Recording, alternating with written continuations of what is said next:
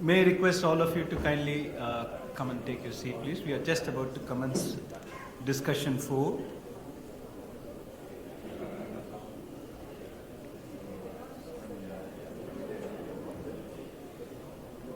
We will move to discussion 4. It's on digitization of gold. The session would be chaired by Mr. Matthew Keane, MD, Responsible Gold Trading, DMCC. Mr. Matthew Keane leads Responsible Gold Trading, DMCC in Dubai, bringing more than 30 years of precious metals experience to the team. In 2014, he established Evidence, a precious metals specific consultancy, and in that capacity, he currently serves as the advisory board of the World Gold Council as well as independent governance committee of the Dubai Multi-Commodity Center, DMCC, and is a member of Dubai Gold Advisory Group. The panelists who would be joining Mr. Matthew Keane are Mr. Simon Saivak, Chief Operating Officer, Voltec, Mr. Gaurav Mathur, MD, Safe Gold India, Mr. Brian Lan, Co-founder, Gold Block, Singapore, Mr. Barry Ip, Head of Digital Innovation, CGSC, Hong Kong, and Mr. Urs Rosley, CEO, Axidras, Switzerland. May I request all of you who are here to put your hands together in welcoming this panel, which will discuss on digitization of gold. Put your hands together in welcoming this panel discussion. Over to you, sir.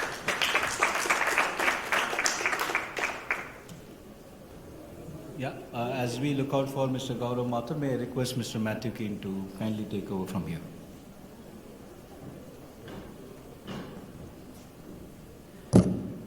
Thank you very much, Vatsa. And I know it's been said a number of times already, but Vatsa, Albert, and all the team that have put this conference together, I think it's a fantastic job. And certainly I remember from the inaugural conference 4 years ago, come such a long way, and this is a very, very relevant conference for the industry today. So despite all of the adversity in the last couple of years, I think we've done a great job to put this together, so thank you. So as David Tate from the World Gold Council stressed in his opening address yesterday, technology is key to the success and sustainability of our market. And the good news is that we've had a decade of phenomenal innovation in technology, which has already reshaped some elements of the gold market as we look at it today, but can do so much more to restore trust, which has sometimes been lacking, again, as David alluded to in his opening presentation. When I think of the gold market, of which I've been a part my entire working life, I think of two aspects principally.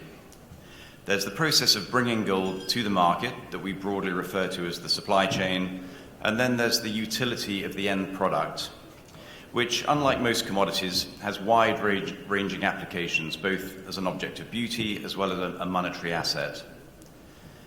In recent history, gold supply chains have constantly been in the public eye for a variety of reasons. The OECD consider gold to be part of the troubled family of conflict minerals, and as such, there's a huge amount of scrutiny on mining practices and the flow of funds from mining activities. Then, as we consider the final bullion product, we as an industry have to be very aware of what our clients are doing with the physical gold. Neglecting this responsibility has gotten a lot of industry participants in a lot of trouble, with huge fines, literally taking major financial institutions out of the gold business. So switching focus onto who's buying the gold, I think it's fair to say that pretty much everybody today cares about the integrity. Nobody wants to find they've inadvertently been given gold that's been involved in conflict of any kind. The World Gold Council were the first to recognize the need to put out guidance on this back in 2012 with their conflict-free standard. And of course, the LBMA are constantly improving their guidance with their RGG principles, with the 9th iteration having been launched last year, being heavy on environmental, social, and governance issues, ESG. So virtually every major institutional investor these days has an ESG mandate. However, many consumer clients want to go an extra step to the traditional ESG and have assurances on other metrics, such as labour practices employed at the mine site or environmental issues. Water usage, carbon emissions is the big one at the moment. These are all metrics that have to be recorded carefully by the miners themselves, but when it comes to the identity or fingerprinting of the gold bar itself, this information usually gets lost. So one question that we will look at today in today's session is how technology is solving the problem in the supply chain of a bullion bar retaining provenance and custody information. As Sakila from LBMA mentioned yesterday, we're 6 weeks into a gold bar integrity pilot, and perhaps we'll get a few insights today on how that project is going at these early stages.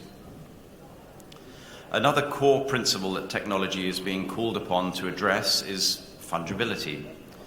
There was a session devoted to the challenges of fungibility in the wholesale markets yesterday. And whilst no one will challenge that more transparency is a good thing, perhaps we also have to be cautious of whether we run the risk of fragmenting the market with excess differentiation of attributes for the end product. For gold to retain its recently acquired status as a high-quality liquid asset, it needs to have as much interoperability as possible, whether between physical bullion centres, exchanges, or new products such as digital or tokenization initiatives. So on the subject of digital offerings, we'll hear from a couple of speakers operating in this space, and it will be interesting to hear whether these businesses are addressing local markets only, or whether they have aspirations to cross borders and be fungible with competitors with their initiatives. We also have the big question of crypto to address.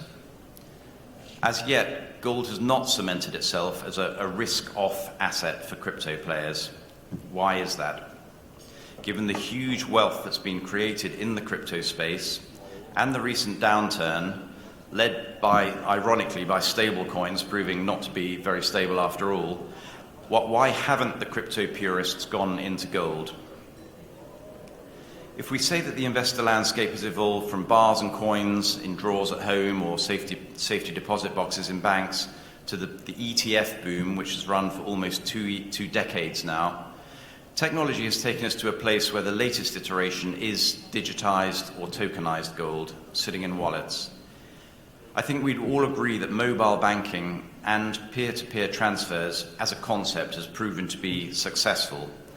But I don't think we can say that gold has achieved a position of trust in that space yet. The common theme to all these subsets along the gold value chain, be it supply chain, paper gold, digital trade, is trust and transparency. And I expect we'll hear how each of the businesses being addressed today through those issues, address those issues through the use of technology. Our speakers all have interesting and diverse tech-based businesses that bring more integrity to a market that is constantly under scrutiny by NGOs, regulators, or other action groups. But before I hand over the baton, I'm just going to touch briefly on blockchain technology, because certainly for our business at Responsible Gold Trading and Responsible Gold Supply Chain, we've found the gold market in its entirety to be a perfect use case for blockchain. So if I could have the slide, please.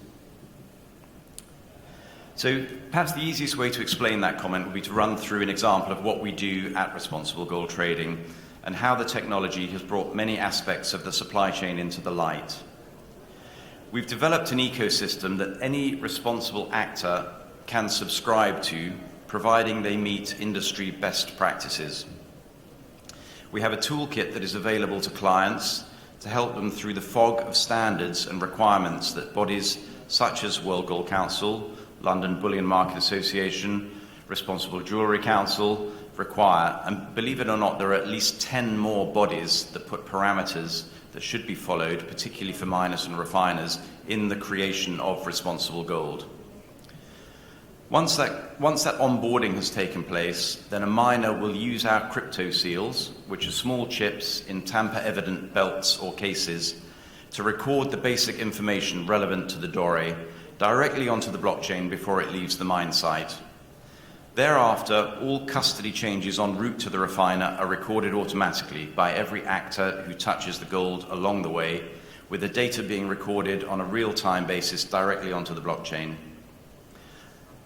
At the refinery, the chips are temporarily superseded by a direct plug-in to a refiner's own ERP systems until the bars are cast or grain is poured, at which point the bullion product is reconnected to the previous record. This gold is then saleable in its physical format with full provenance and a host of ESG metrics, which can in principle be customized to fit a client's requirements. The identity of the end product will always be linked to the gold while it remains in the ecosystem. From the responsible gold bullion bars, our ecosystem partners can and do sell the physical gold at a premium to their clients. Or our company, Responsible Gold Trading, can mint tokens, which we call G-coins, from the gold, which end up in our clients' wallets for saving, spending, sending to other wallet holders. So that's all I'm going to say about our digital business. And I think now let's move on to our first speaker, who is Simon Siwak, the COO of Voltex. Simon, please.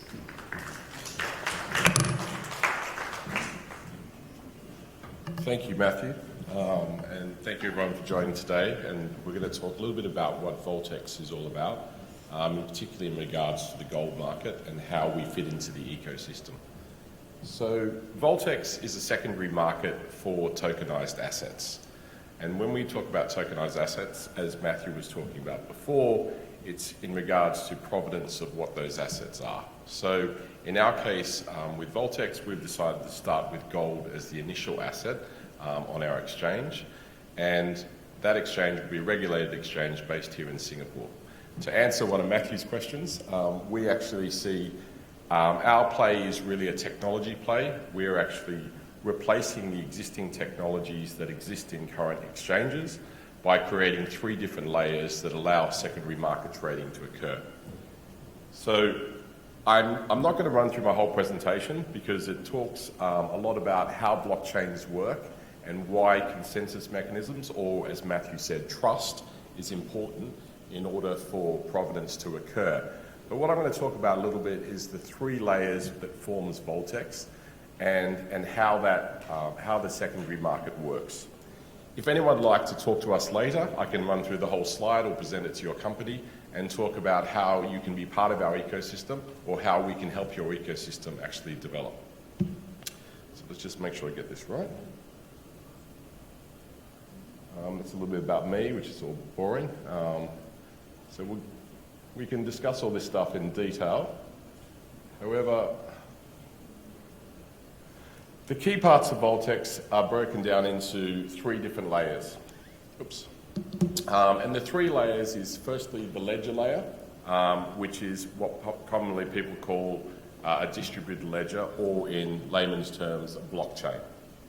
The blockchain records all the transactions in the secondary market and allows those transactions to be interacted with other systems within the ecosystem.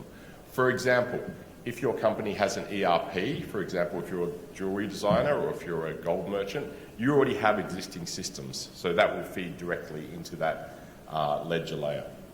The second is our transaction layer. The transaction layer is effectively the matching engine for the exchange, so where buy and sells work, how those rules work like in any standard exchange. And the third is the services layer, which is effectively an ERP where all the information is stored on KYC, etc. on the exchange.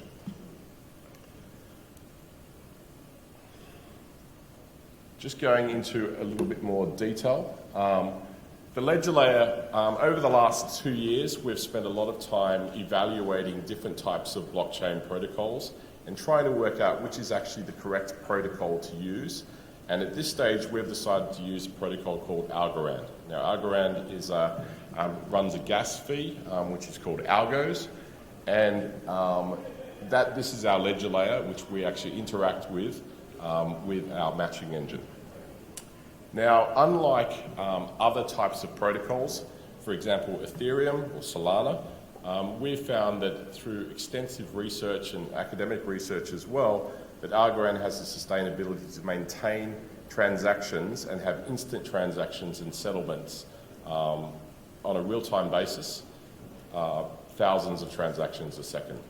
And the cost of those transactions on the ledger is so minuscule that effectively, unlike protocols like Ethereum, where you see transaction costs of in the vicinity of $800 to $900 every time you make a change in your product, which is just unsustainable. So that's the reason we've chosen Algorand, and again, I can go into more detail on that or send some more information exactly how that protocol works. We, however, the other reason why we've chosen Algorand is unlike some existing blockchain protocols, for example, Bitcoin, in our protocol we can have almost 99% consensus or trust. So the different nodes within the blockchain protocol, it may be the refiners, it may be the digital gold providers like ERG, it might be actually the banks or the custodians or whoever they may be, have a process in this consensus mechanism to make sure that the transaction is valid. So unlike very basic crypto protocols, for example like Bitcoin, where there's only a 51% consensus, that's unacceptable in financial markets. You have to have at least a 99% consensus for everyone to agree the transaction to occur. Our second layer is the transaction layer or the execution layer. And my friends here at JP Morgan, where I worked, we all understand how this works, in particular in regards to how a matching engine works in an exchange or an ATS, an automatic trading services environment. Our transaction layer was built through the expertise of our team and also by the studying of things like the way that the NASDAQ execution layer works, also LSEG, and also we looked at some of the spot exchanges that have been worked in things like, for example, Coinbase, etc., and found the best practices, the cheapest practices to make sure that execution can occur. So a lot of you obviously are traders on different exchanges. Different exchanges have different requirements, whether you can place limit orders or ghost orders, whether they have preference for market makers or liquidity providers, etc. So all these type of things went into our transaction layer construction. And the final layer is our services layer. And the services layer is built up of our compliance layer.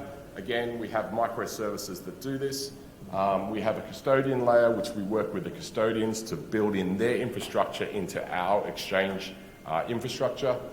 The administrative and tax providers, also governments and registries as required. So for example, in different jurisdictions, in Singapore, we would work very closely with the SBMA, with the MAS, to provide that information as required that they require for registration. Now that might be very different in different jurisdictions like, for example, Malaysia or in the Middle East or in Europe. However, we have the flexibility, the agile construction of our exchange to be able to provide that. The last is the additional finance layer. So one of the most interesting things about Voltex is originally we're starting as a spot exchange. So therefore we don't have the license at the moment for a derivatives exchange. However, we will be applying for that in the next 6 to 9 months.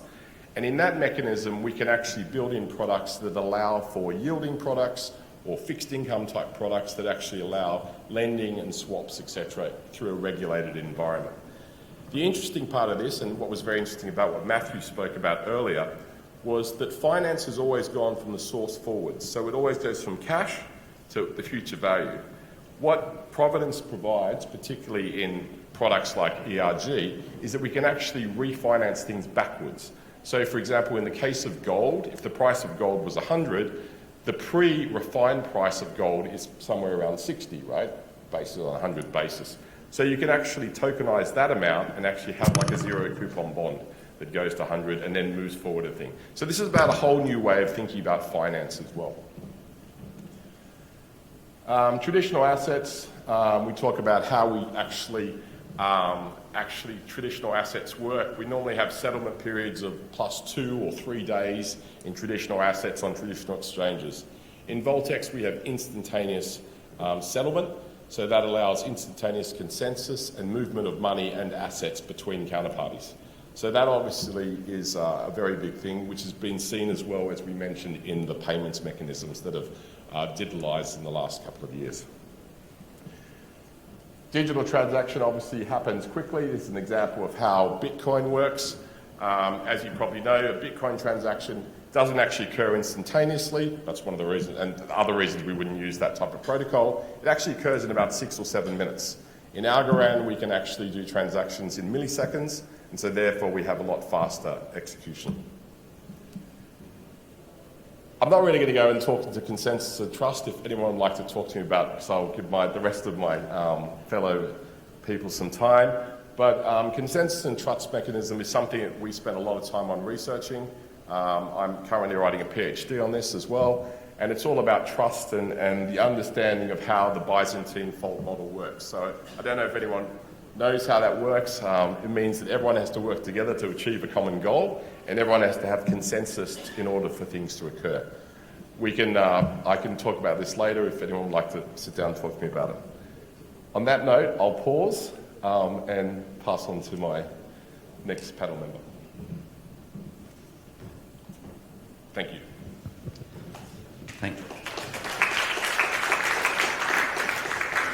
Thanks very much, Simon. So we're going to run through in the order that's on the card here. So Gaurav, you're up next.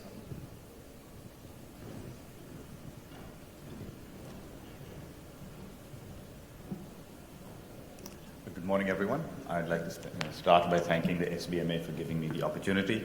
I'm just going to spend a few minutes talking about SafeGold, which is the digital gold platform that we run, and talk about the technology that we use, the learnings that we've had. So I'll start with a little story.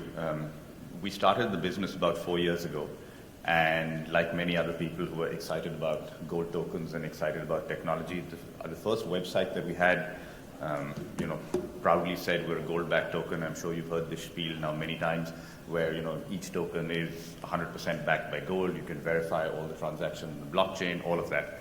And for the first 3 months, we proudly told everyone about this website. We got the grand sum of 300 customers. And then we thought that we're not telling people well enough, so we spent some money advertising, whatever little money we had then, and we went from 300 to 800 customers.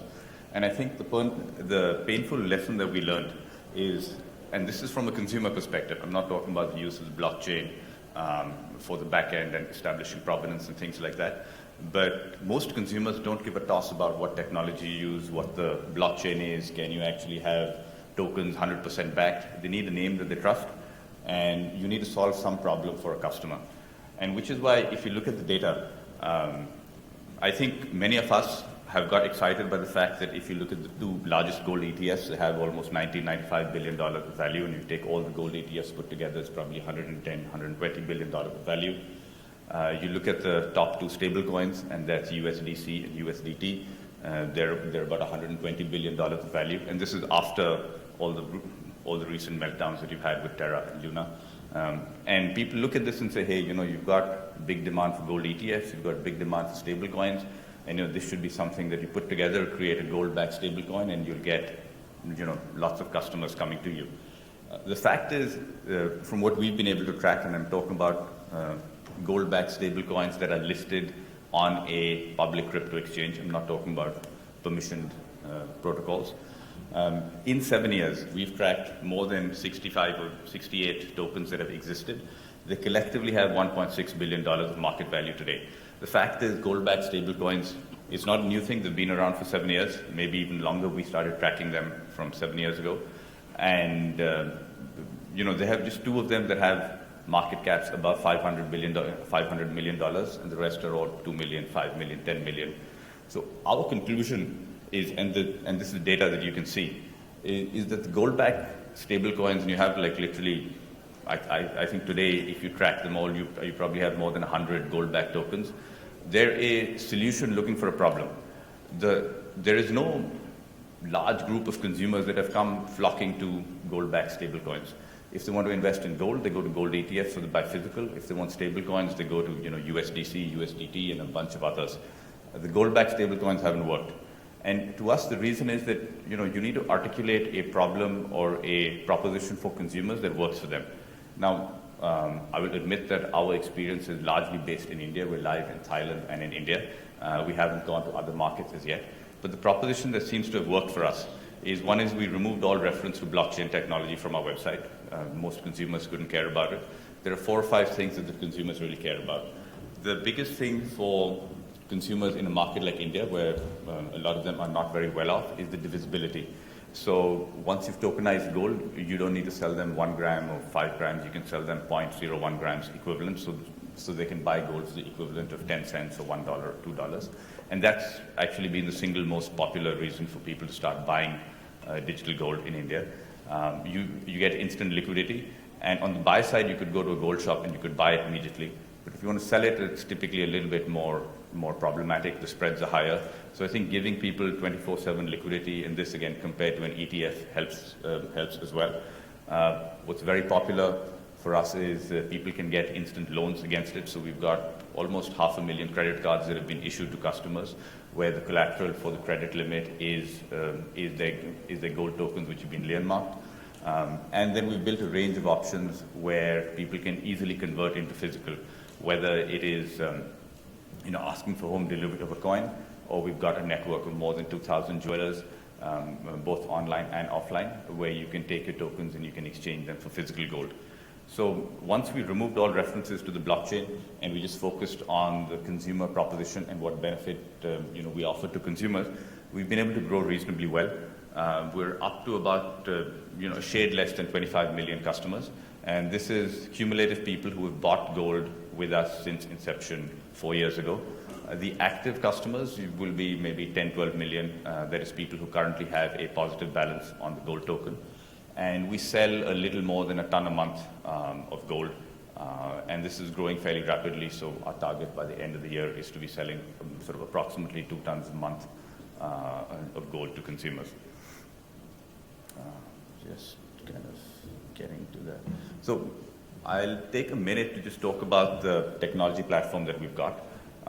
To date, we think we are the best tested blockchain network for gold transactions.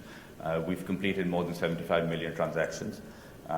We'd love to say we have, like the purity of the gold, that we're 99.99% uptime, but we've unfortunately not been able to get there. We're at 99.95. You do have surges around festivals when you get massive orders, and no matter what you do, it's tough to be 100% uptime, but we will try and get there. We have very extensive security certification. We work with a range of banks who offer our tokens to their customers, and we get certified every 6 months. And the platform that we built, it connects the entire ecosystem, and it's got a number of modules on it. So we connect banks, brokers, wealth management firms, digital wallets, jewelers, and jewelers is the whole range. You have the large jewelers who have sophisticated ERP systems. You've got the small jewelers for who we've built a complete SaaS offering so they can accept tokens as a form of payment. And the entire range of participants in the ecosystem can use our system. We've built a range of modules, and we use both. We have a traditional database solution, which in certain markets, for various regulatory reasons, gold tokens create a challenge. In that case, we have a traditional database that you can use. And we also have a blockchain-based system where it's permissioned, where we use Hyperledger Fabric. We also originally started off with the ERC20 backed token. That's something that we don't use very much today for reasons of gas fees and settlement times. But the Hyperledger Fabric-based system that we do use is a permission chain, which is much faster. It doesn't have any fees. So our approach is that in India and in Thailand, we're operating the service. And in 1 or 2 other large markets, we will operate the service. But in most other markets, we're looking for partners where we've built a very comprehensive, very well-tested tech platform. And we're looking for partners where we can offer our technology and the experience that we've gained. And have a local partner who knows the business and the market well, help actually offer the service to customers. So with that, I will just pause over here. Thank you for the time. Hand over.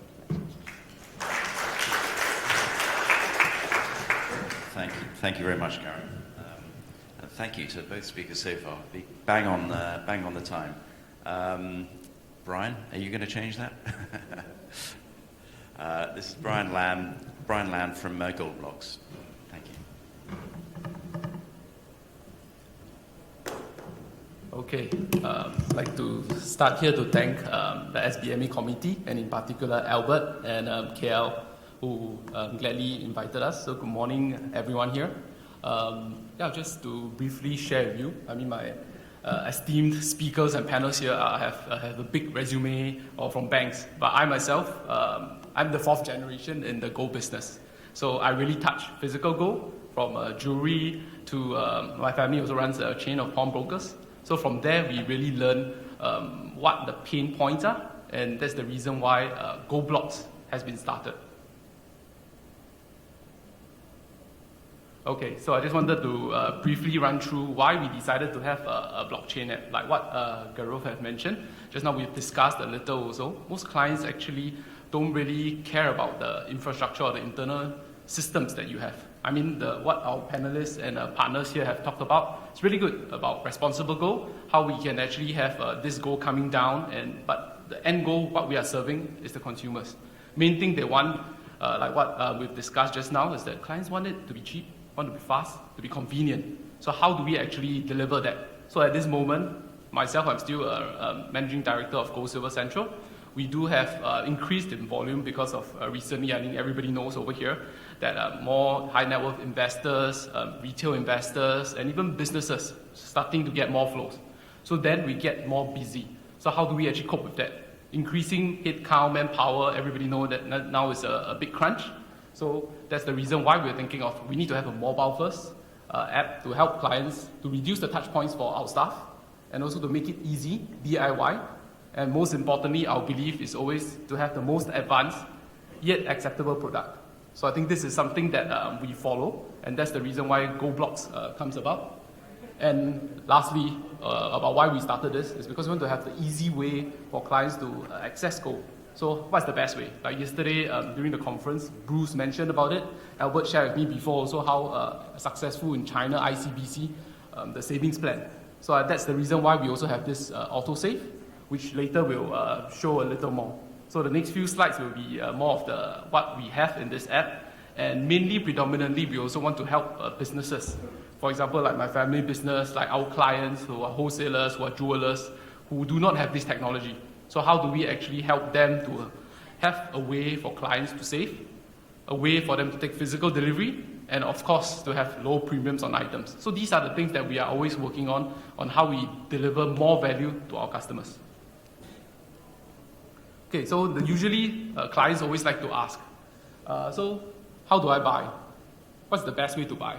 So for us, we always tell them the easiest and most efficient way will be autosave, which I'll touch on later. And the next question they will always ask, so is it a good time to buy? Is this point of time a good time for me to enter the market? So that's the reason why we also have trend vectors for customers to really decide. Are we early in the market? Is it trending up or down? So these are all AIs that we have actually created. So it's not 100%. Nobody can tell you it's 100%. 100%, we won't be here. We'll be trading at home ourselves because we always get it right. Yeah, so this will be about 55%, right? So I think that already gives you a chance to be ahead. So this is just an indicator for clients to find out whether this is a good time for them to enter the market. And of course, when they want to buy gold, or when they actually digitize or tokenize their gold, so what's next? They want to take physical delivery of their gold, or they want to sell it. So this app actually allows them to do that. And of course, our transactions registry is all on the blockchain.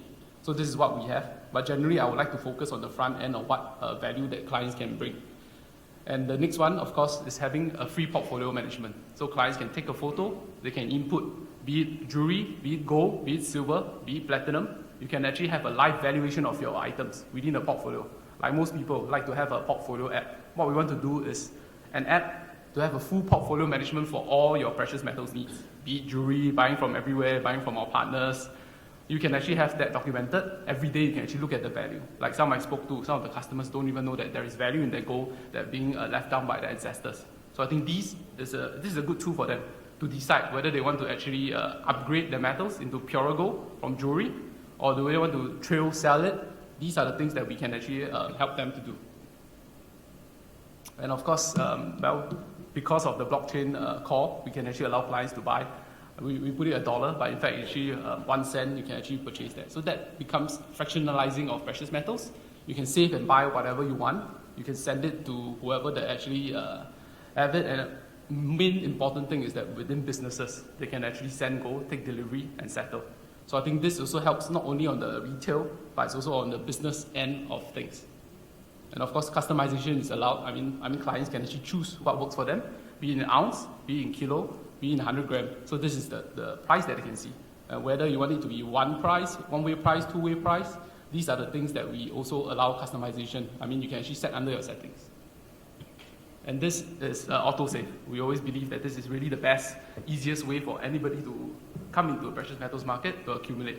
Flexibility of this is that you can actually decide whether you want to save daily, you want to save weekly, you want to save monthly. And let's say today the price is actually lower than before, and you decide to put in another $100. You can do that. At this moment, when we actually run this program under Gold, Silver, Central, there's a lot of touch points. So our staff need to actually confirm with clients, have confirmation, emails and things like that. There's like 10 emails just to confirm a small trade like that. So with this, it actually helps and automates. So you don't need to worry. You can relax that all the notifications will be there. And at the end of the day, they can receive it. Once they receive it, they can decide you want to sell it, you want to convert it to take delivery of jewelry, take delivery of gold bars, silver, platinum, whatever you saved. Not a problem. So this is what we want to bring value to our customers, be it retail, high net worth, or even business partners. So we're always happy to have this as a call for especially businesses who are mom and pop, and businesses like my own family business. So these are the things that we need to bring them upfront to help them to embrace technology so that we can bring these SMEs together with us as a whole industry. So I think this is all I have for today, and thank you for your time. Thank you everyone here.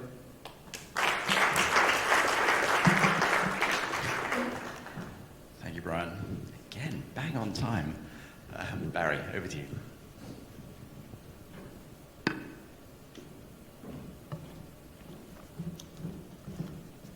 Thank you, Matthew. Good morning, ladies and gentlemen. I'm honored to be here to participate in the APPMC 2022. Talking about digitizing gold, our gold-backed token was just launched last month. We would like to share our journey of making of the gold SIP. To create a gold-backed token is actually quite simple. The depositor gives us the gold, the physical gold, and then we give them back the gold token. And if someone surrenders the gold token to us, we give them back the physical gold. That is that simple. But when we create a gold SIP, we have three things in considerations. They are user-friendliness, security, and flexibility. First of all, we talk about user-friendliness. Crypto assets are actually quite new to the investment community. Okay, for some investor, they might not even know what is the gas fee. When they do the transaction, they might not know what's the gas fee and where to get this gas token. So our solution is to create a gas pool. A gas pool is actually like for the sender, when they send the gold SIP token over the blockchain, and from the gas pool, there will be some gas token generated and sent to the sender to help them to complete the transaction on the blockchain. And this feature is help us to make it more popular, more user-friendly to the people who had never has experience with crypto asset before. Okay. Second is about security. Vitalik Buterin, the founder of Ethereum, had mentioned about the impossible triangle of making a blockchain project. They are the decentralization, security, and the scalability. So, for example, Bitcoin, they were focused on the decentralization and the security. So, at the cost of sacrificing the scalability, when we make our gold SIP, okay, we put emphasis on security and flexibility. Talking about security, when we mint the gold SIP token, we actually deployed the technology of a cold wallet. Actually, it's a multi-signature cold wallet when we make this gold SIP token. So it's a really fascinating technology, but sorry, I cannot disclose anymore because it's a security issue if I talk too much about this security. Okay, but this security feature of cold wallet will be released to the user level when it will be really soon. It will be available to the user really soon. And trust me, institutional investor, they're asking for this. This is very important for their operation.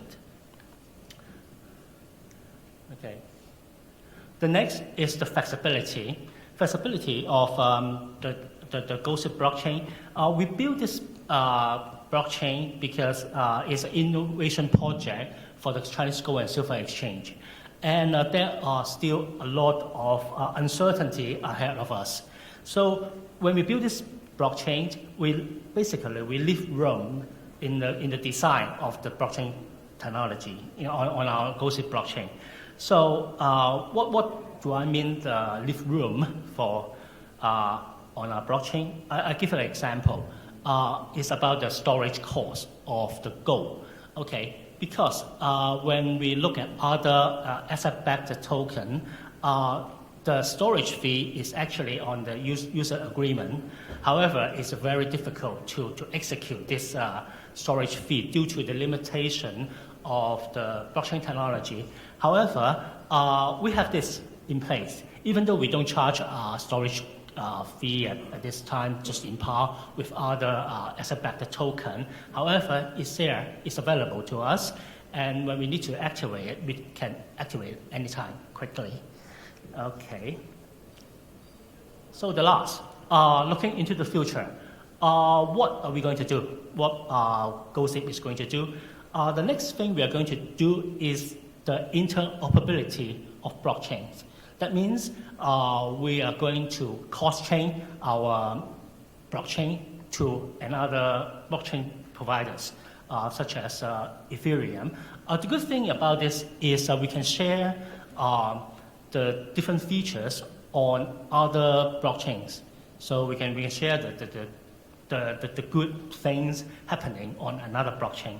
So the first one we will be doing is with the Ethereum. It's obvious because there are many DeFi protocols already built on Ethereum protocol. So we are going to take advantage of it. So we can expect it to be here very quickly, soon, like end of this month.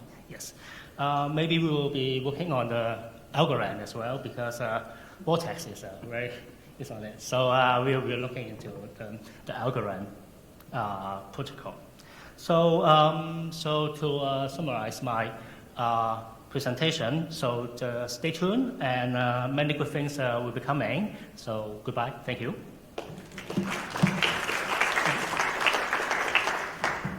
Thank you very much. Okay, the last of our formal presentations is from Urs Rusli from Axedras. Urs.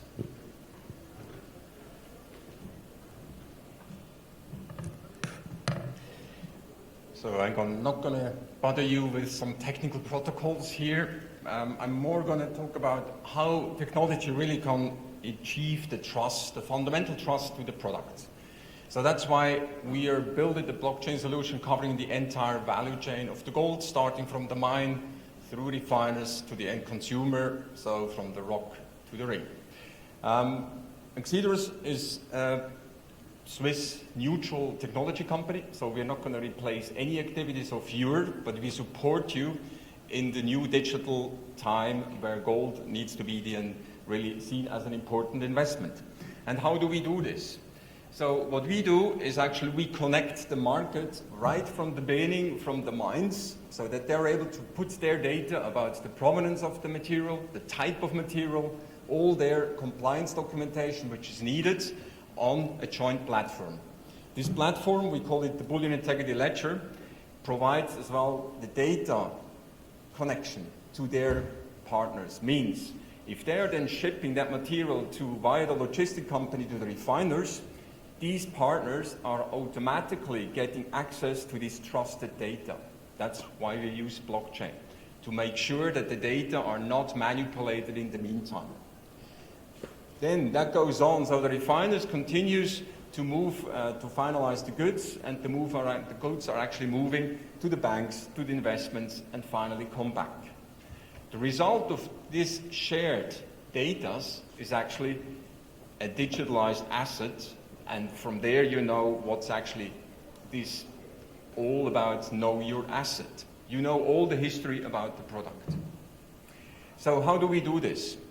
Imagine you have the information platform here at the bottom, the Boolean Integrity Ledger, and we start right away at the mine side. As I said, the mines or any other suppliers are putting their data on the Boolean Integrity Ledger and include as well the refinery where actually the material is sent to. Now the refinery has access to this information and can be sure that the data in the meantime had not been changed. The important part comes now. The important part is now that the refinery is the melting pot in between from provenance to the final product. And here the refiner has the opportunity to map this provenance information to the final product. And to the final product, I mean to each individual bar. That gives afterwards a provenance documentation to the individual bar, which is then moving around, circulating in the market from one vault to the other, and the chain of custody of that specific bar is just added on.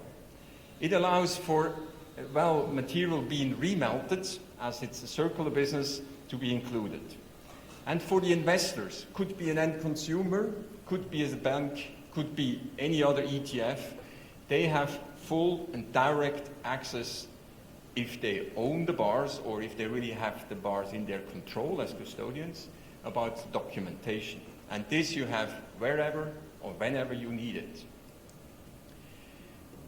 So for being able to do this, we change a bit, move from paper to digital. Today, if you buy a kilo bar, all you get is a paper certificate. That's the first thing you lose, or the first thing which might actually be copied by somebody. To ensure that you have a proper documentation, you're going to receive in the future a digital twin with each bar. And that digital twin is really linked to each individual bar. The digital twin gives you a certificate with all the needed information about the bar itself. 5 identification, but as well the whole provenance information. And with this, you have all the needed information for your internal provenance documentation, for your internal need in terms of transparency for ESG documentation. We just heard before, it is getting more and more important to prove about the carbon footprint, water consumption of material being mined or gold being resold. This is all included in this data set. Very important as well, you have a full chain of custody of the material. You know where it's coming from. But you know only the chain of custody, but not the chain of ownership. So it's really a cut between physical custodianship and ownership. We don't track the ownership, so to make sure that confidentiality is ensured through the whole process. And the last part, very important here, sorry I forgot this, is then really that you can check the authenticity of the product at any time. The solution is totally agnostic to any security feature technology already used by the different refiners. So if a refinery has established the whole concept of security feature technology, we reference to this, but make sure that big vaults which have products from all different types of refiners, they always know to which security feature they actually need to counter-check this. So we are acting as an independent global verification database. So what is the benefit of it? First of all, finally, we get into the whole market and efficiency. We have the same data standards, means the refinery can take the data already from the mines, and they are actually the same data standards which they use to provide to the banks. So we're talking the same language. We have a trusted data platform. That's why we use actually blockchain to make sure that the material, the documents, are not manipulated in the meantime. That creates the integrity and the trust to the material as such. And with it, we keep the confidentiality of the involved people. But secondly, we can actually build now the bridge from the physical product to the digital world. We heard a lot about digital trading systems. That's on top what we built. We provide the fundamental base of a digitalized asset. So full transparency about the know your asset in a digital format. And it's like the plug for any kind of digitalized finance product you want to build on. For this, we are able as well to include all the different players with all their security features already in place. How far is our solution already out there in the market? I'm very happy to tell you that we have been chosen to participate for the Gold Bar Integrity Pilot, which is run by LBMA and World Gold Council. Our solution is now tested by more than 30 key players on the market. That includes several mines, several refiners, several logistic companies, as well as several banks on a global level.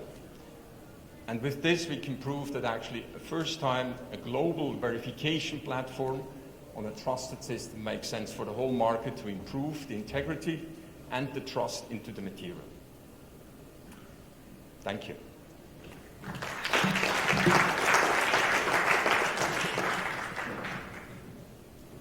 Thank you very much, Urs. Well, if you didn't know it already, tech, what a big subject, what an important subject it is for the bullion market, and as we've just heard, you know, there are so many different applications as demonstrated by these 6 businesses here. We've got a mix of tech overlays trying to assist the existing market to improve the market, improve integrity. We've got disruptors here trying to, you know, shake up what frankly does need shaking up in some areas. And then we've got a number of innovative businesses to reach out to new clients, new client groups. So how we tie all that together, and I have no idea why I agreed to moderate this one, I don't know. But perhaps the first question to ask, in fact, just looking at individual businesses, I mean, some of you have gone out of your way to say the technology is not important, and others have clearly focused on the platforms you've built on.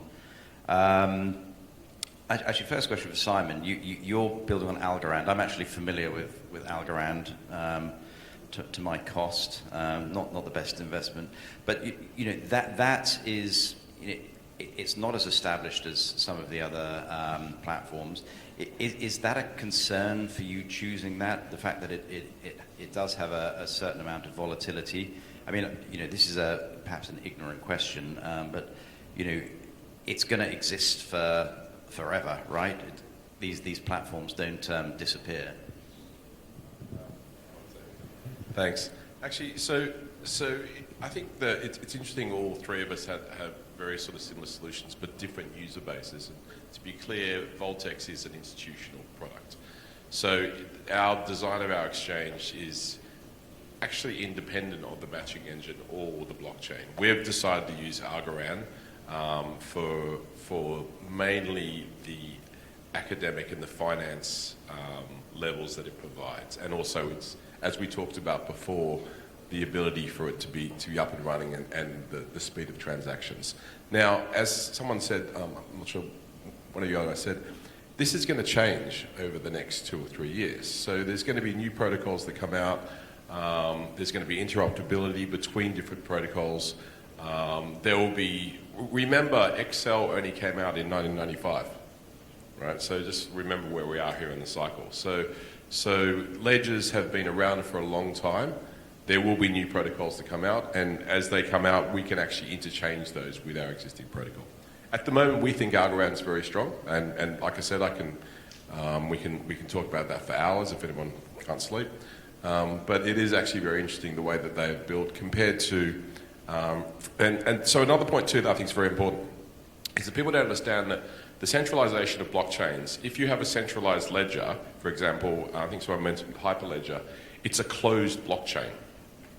So Algorand is a public blockchain. So that means that you can have access to, different people can access it. So centralization, decentralization, I think the exchange in Hong Kong talked about it, is an important factor to think about as you develop exchange architecture. Does anyone want to comment on that, or any of you guys? No, I just wanted to add that's actually the point, either to go for a decentralized solution, which keeps the confidentiality of the different parties, and not to have like a centralized solution.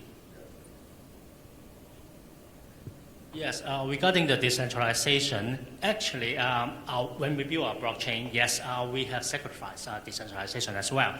But for the sake of security and scalability, because security is very important, definitely, because gold is valuable and precious, so we need to keep it safe.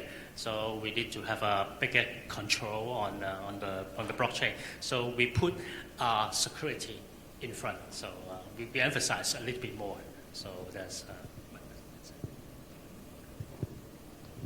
Thanks. Yeah, and from a supply chain point of view, I think Urs was about to say the same. I think you need to have an element of control.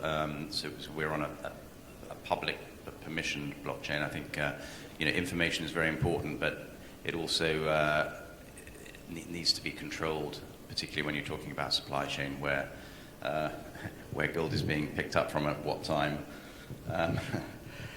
So I noticed on a question to Brian, actually, you've obviously spent a lot of time with your user experience. That was clear on your presentation. I noticed that you have a physical redemption function with your product. How important is that to your business?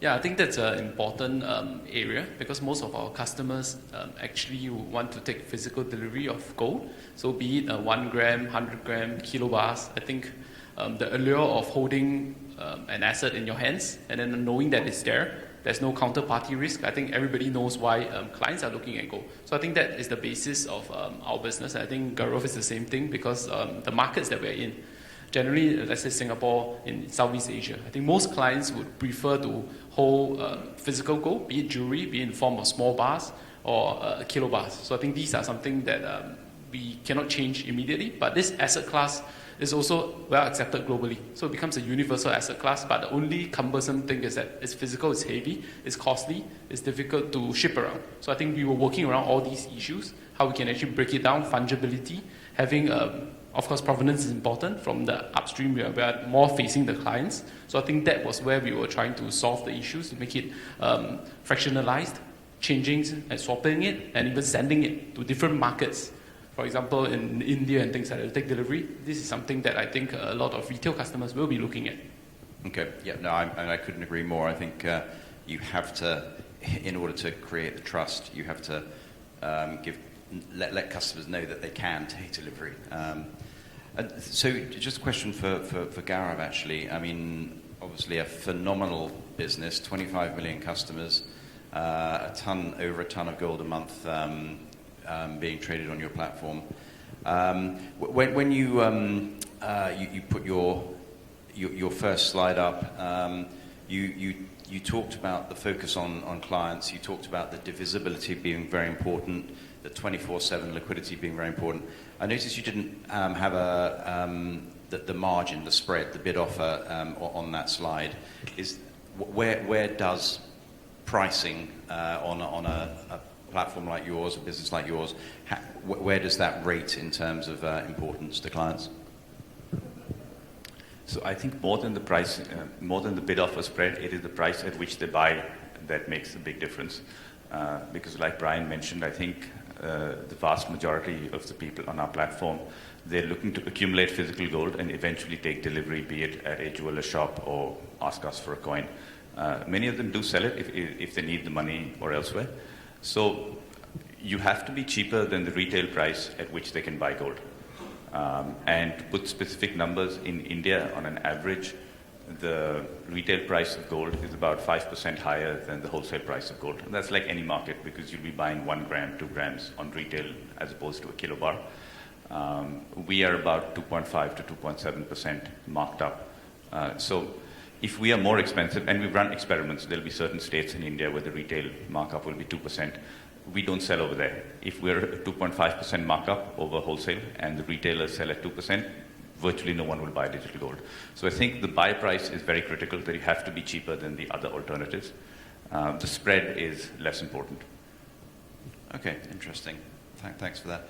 All right, well, look, we've got about 5 minutes left. I think the right thing to do would be to throw the questions open to the audience, if anybody has anything to ask the panel.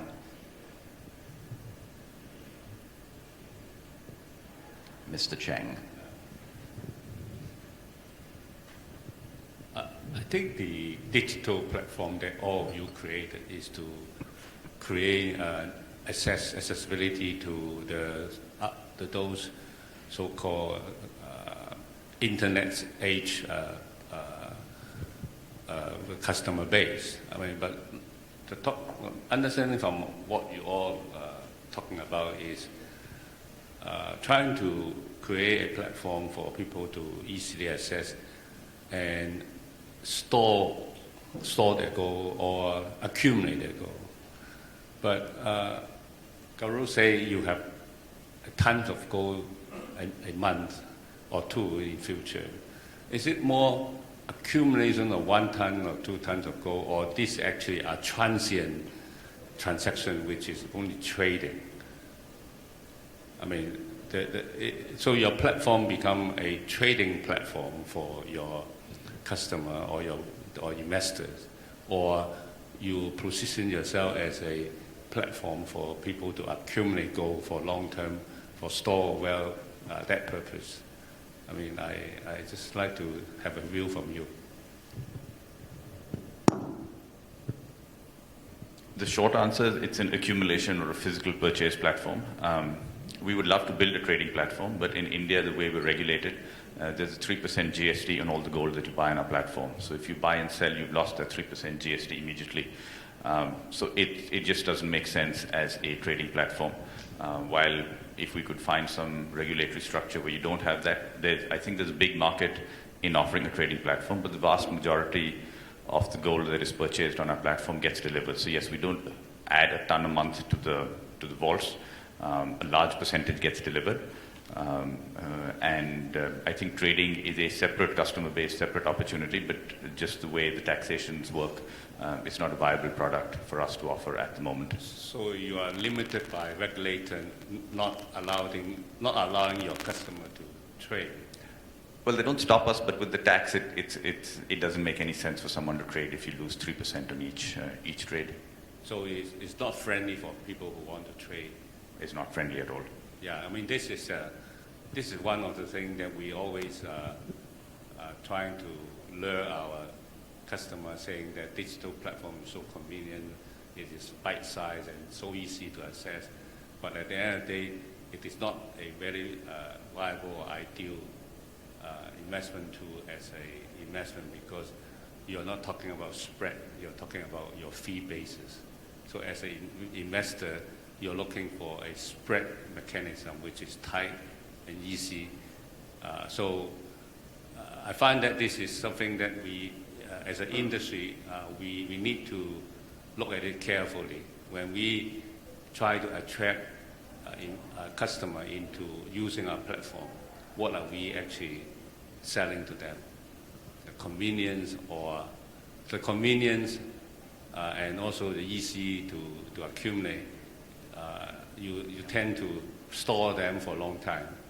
But if it is for investment purpose, I think the spread is very more important. Yeah, I think you're right. I mean, the technology and the initiatives that are happening are definitely helping to reach more clients, but there are still some fundamental issues that need to be fixed. I know the World Gold Council have done a lot of work in tax reforms in some countries. There's a lot of countries that still need work, for sure. Are there any more questions from the audience? If not, I just have one over in the corner. Table 21.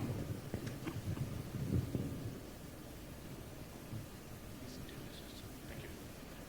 Hi, actually this is for everyone. One of the challenges we were talking yesterday was about fungibility.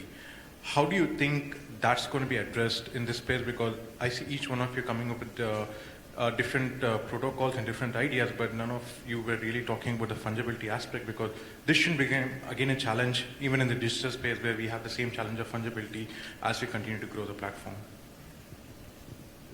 Yeah, very good question. Interoperability, fungibility, we've heard those words many times. Simon, you're itching to answer, I can tell. Yeah, it's a great question. This is why you need a secondary market. So when we look at the primary markets that have been created, the primary issuance markets, to have a secondary market allows that interoperability. So because it doesn't really matter what the protocol is, or the distributed ledger, or the blockchain.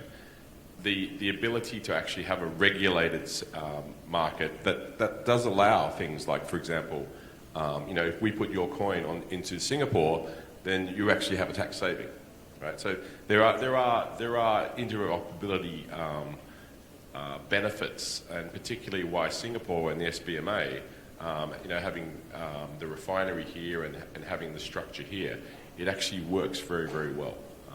So I think that's how we answer that question, and that's how we actually find the end. So we don't need to have. Remember, this is a spot market. This isn't a derivatives market, right?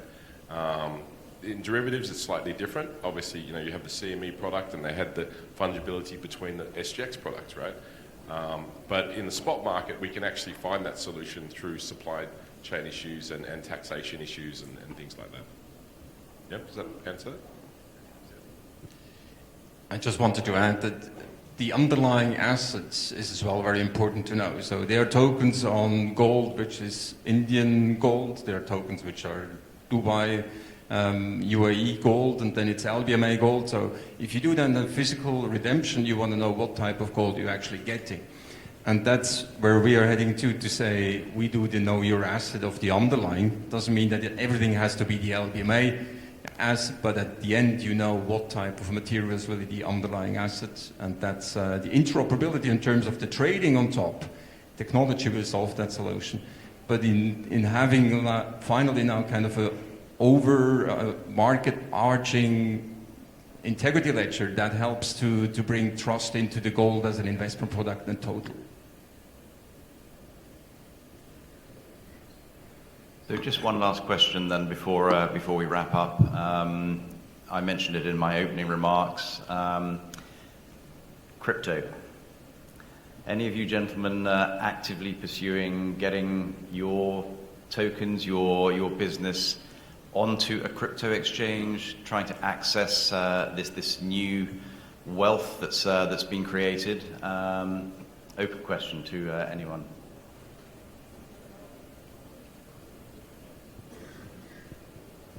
Someone needs to respond. Yeah, no, it's a good question. That's very often the kind of a misinterpretation. If you say it's a digital asset, oh, it's Bitcoin, clear. Oh, it's blockchain, oh, it's Bitcoin. All these things we're doing here has nothing to do with Bitcoin at all. It's really, it's about digitalized asset of a real asset. So and then connecting that with the crypto technology, having it afterwards traded with different crypto technologies or cryptocurrencies, that's on top. So they are two different markets, and I think we do, or at least ourselves, we do the ones which has an underlying asset, the physical asset, and then it's up to the investor how much he wants to add some cryptocurrencies to exchange it. But we are not in these cryptocurrencies in. Okay, well let's leave it there. So I'd like to thank the speakers very much for their input, and I'm sure you'd like to thank them as well. Thank you very much.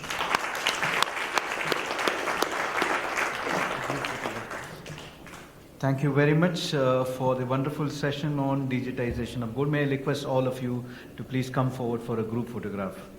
That was a session on digitization of gold, chaired by Mr. Matthew Keane, MD, Responsible Gold Trading, DMCC, and it was well participated by Mr. Simon Saibok, Chief Operating Officer, Voltex, Mr. Gaurav Mathur, MD, Safe Gold India, Mr. Brian Lan, Co-founder, Gold Block, Singapore, Mr. Barry Ip, Head of Digital Innovation, CGSC Hong Kong, and Mr. Urs Lee, CEO, Axidras Group, Switzerland. Thank you so much for the wonderful session. Thank you very much.